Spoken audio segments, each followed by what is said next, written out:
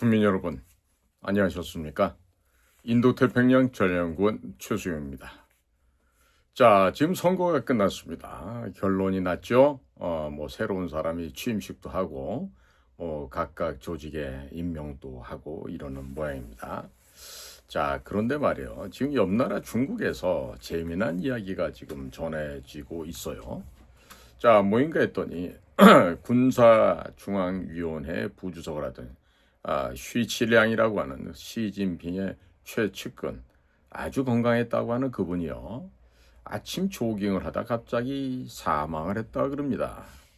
자, 건강한 사람이 몸이 불편하면 뛰러 나갔을까요? 안 나갔겠죠. 그런데 열심히 조깅을 하러 나갔다가 갑자기 죽었다. 그 뭡니까? 자살을 당한 것일까요? 피살을 당한 것일까요? 지금 사람을 죽이는 방법은 여러 가지가 있습니다. 지금 몸속에 침, 바늘 같은 종류를요, 총기 같은 걸 이용해서 쏴서 그 침이 몸을 뚫고 나가서 그렇게 죽이는 방법도 있고, 또 아니면은 지나가던 사람이 스프레이 같은 걸 뿌려가지고 그 스프레이에 아주 그냥 치명적인 독극물이 포함이 돼 있었고 그냥 악소리 못하고 그냥 죽어버리는 경우, 또 지난번에 수영장에서 갑자기 심장마비로 죽은 리커창 전 총리처럼 그 사람이 죽어나가는 방법은 다양하죠. 자, 그래서 지금 현재 벌어지고 있는 중국 안에서의 이런 동향을 봤을 때, 야, 이거 정말 이 교황도 하늘나라 간지 며칠 되지도 않았는데, 자, 지금 보니까 이 사람을 작정만 하면은 제거해 버릴 수 있는 모종의 그 특별 비방이 있다라는 생각이 드는 것입니다. 자, 그래서 지금 시진핑도 지금 끝났다는 얘기는 왜 나오냐면요, 중국의 최고 부수를 잘한 신문이 인민일보입니다. 렌민일보. 이 인민일보의 항상 제1면은 시주시 혹은 시진핑 주시, 항상 이 습근평이라고 하는 이름이 항상 일면에 톱을 장식하게 돼 있어요. 그런데 지금 한 열흘째 인민일보 일면에 시진핑의 시자, 습근평의 습자 하나 실리지 않고 있습니다. 이 뭘 얘기하는 걸까요? 중국 공산당 사회처럼 국가 주석, 당 중앙군사위원회 주석, 그렇죠? 중국 공산당 총석이 습근평, 이런 식의 직책과 함께 이름이 항상 출몰해야 되는데 그 습근평의 이름이 출몰을 하지 않고 있다.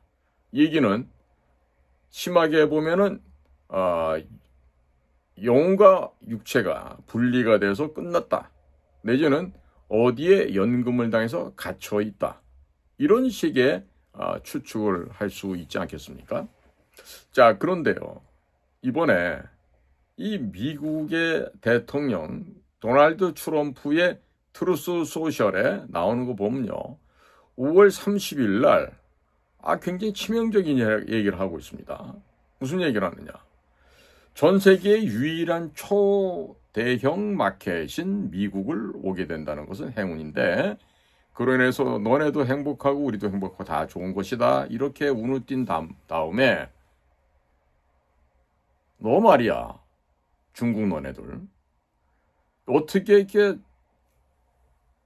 전체적으로 이렇게 반란을 할 수 있냐? 어떻게 규칙을 어길 수가 있겠느냐? 내가 지금 좋은 사람으로 대해 주려고 하는데 너네가 이런 거 앞으로 더 못 참겠다. 이 얘기가 대한민국에서 사전투표가 있었던 29, 30일이 딱 지나자마자 바로 올라왔던 거예요.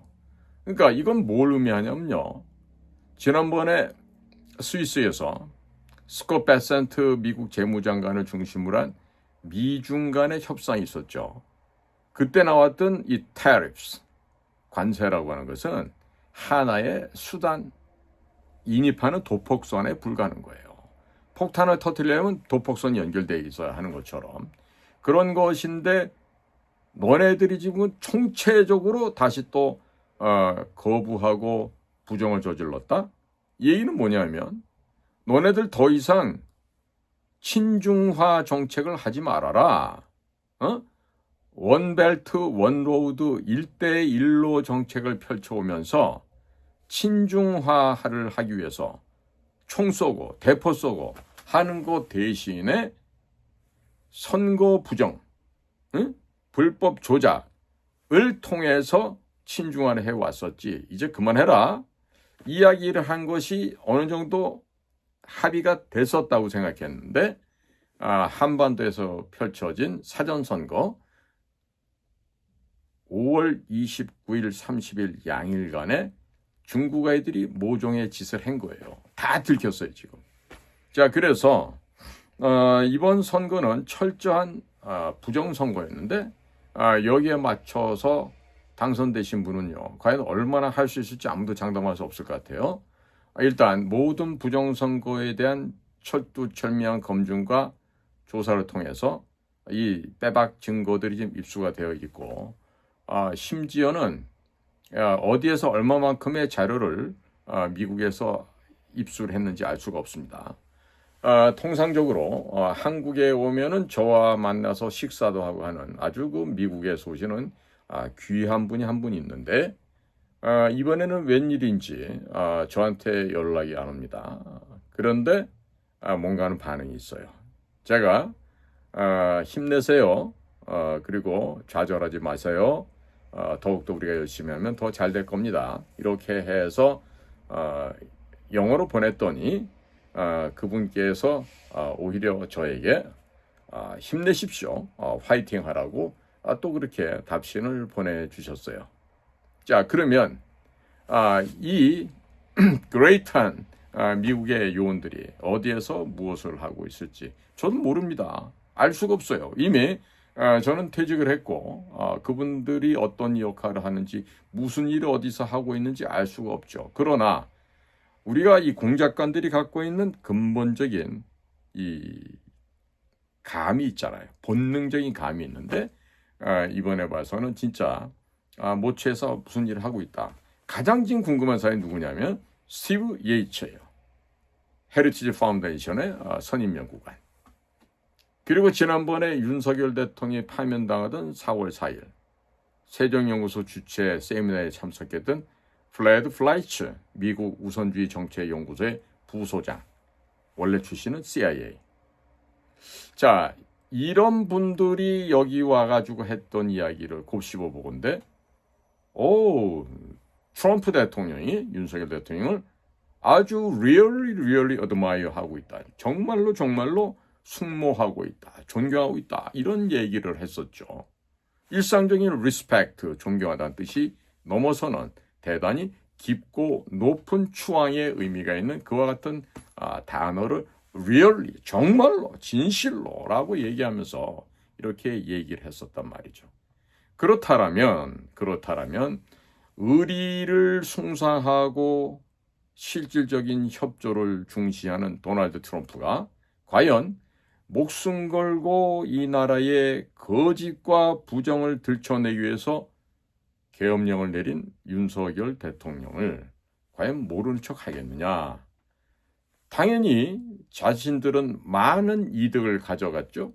윤석열의 계엄령을 통해서. 그럼 적어도 최소한의 것은 보상이 있어야 되지 않을까. 컴펜세이션이 있어야 되겠지. 리워드가 있어야 되겠지. 과연 그걸 모른 척 할까. 예. 자, 그래서 여기저기 조사를 하다 보니까 이 지금 금년도 우리나라의 대통령 선거가 한 번 더 있다는 얘기가 들려옵니다. 어디서? From USA. 미국으로부터 나오는 얘기야.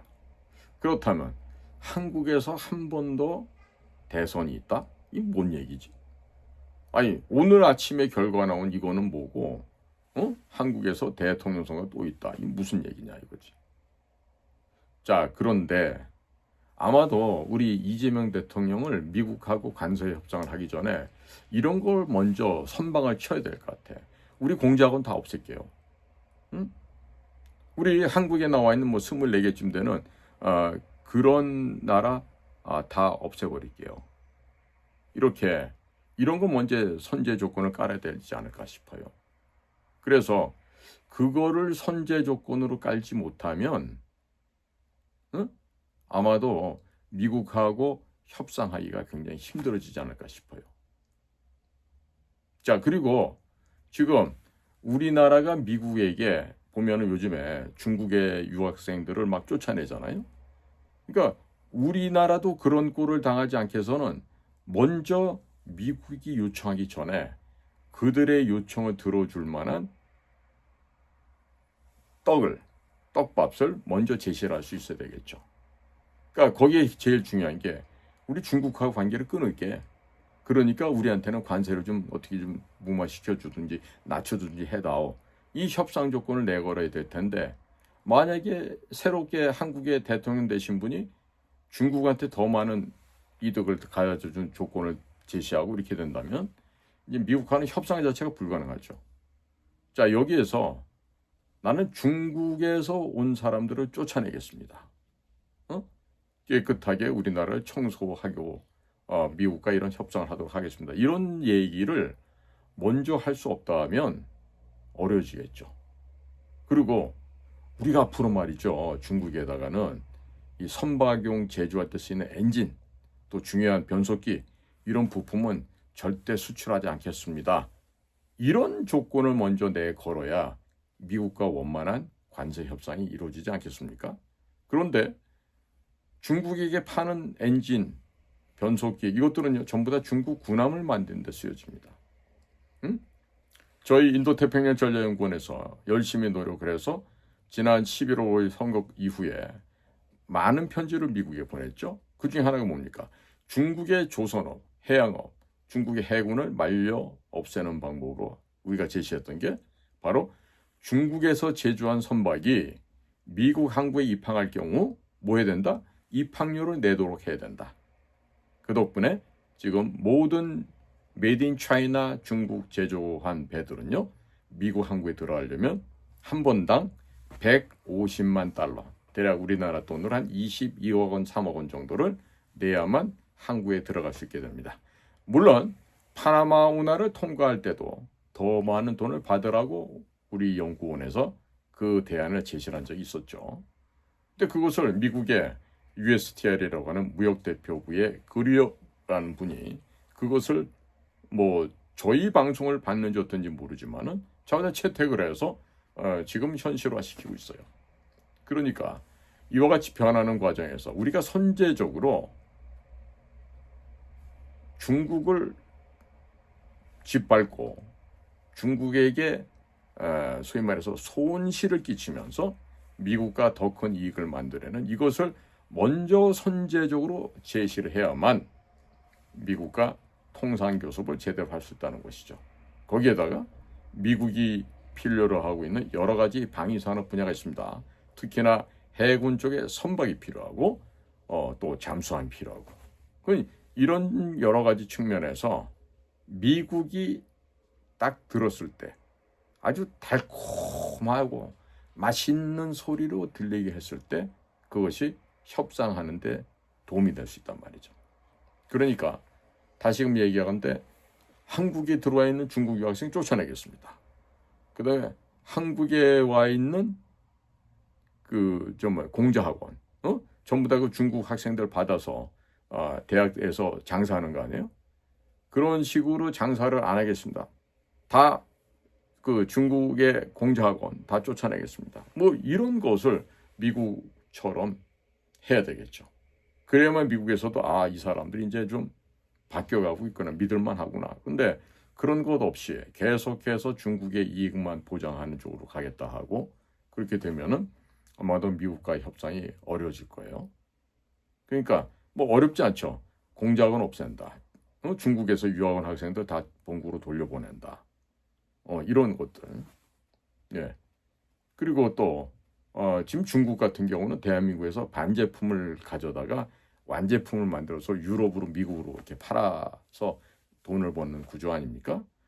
그러니까 이런 걸 우리가 근본적으로 우리가 완제품까지 만들어서 미국에 판매하겠다라든가 뭐 이런 식의 뭔가 좀 적극적인 자세가 있어야 되죠. 그게 또 먼저 표현이 돼야 되겠죠. 자, 그런 측면에서 우리 새롭게 되신 대통령은 지금 제가 말씀드린 이런 조건을 먼저 선제적으로 한다고 얘기를 해야 될 것 같아요. 그러다 보면 자동적으로 미국과 교섭 하기가 좋아지겠다.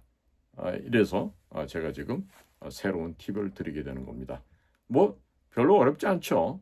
조금만 신경 쓰면은 누구든지 다 해낼 수 있는 일이기도 합니다. 자, 오늘도 저희 방송을 경청해 주셔서 감사를 드립니다. 안녕히 계십시오.